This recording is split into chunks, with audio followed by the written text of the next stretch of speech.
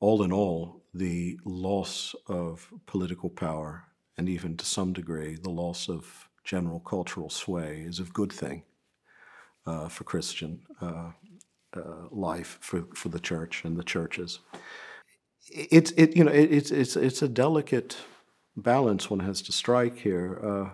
One can lament Christendom, and I think validly, for all it did to corrupt and compromise Christian principles.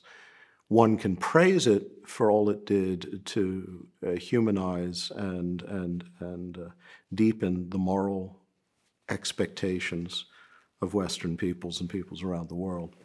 But if one does either exclusively, one, of course, distorts the story in a dangerous way. But at the end of the story of Christendom, now with Christendom in eclipse, it's potentially a golden age for a smaller but more genuinely principled, committed Christian community, Christian minority, ultimately, perhaps. It's not a minority here in the States yet, but question of just how Christian American Christianity is, but that's a issue. But it is the case that the early Christians, the earliest Christians, understood themselves as having here no enduring city. Christ suffered outside the gates, and this is more than just a symbolic thing.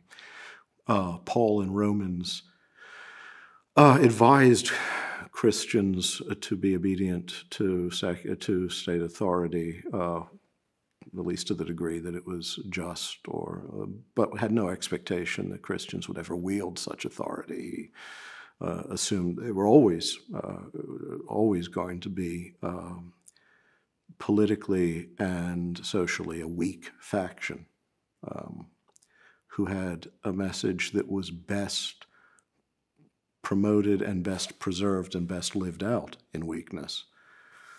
So to me, even when I'm at my most cynical regarding the moral resources of modernity and what I sometimes take to be its kind of fatuous complacencies, at the end of the day, I'm quite happy that the throne and altar accommodation was shattered and that the church does not wield that kind of power. And as a result, has the opportunity to reclaim its Christian essence rather than its mission for Christendom.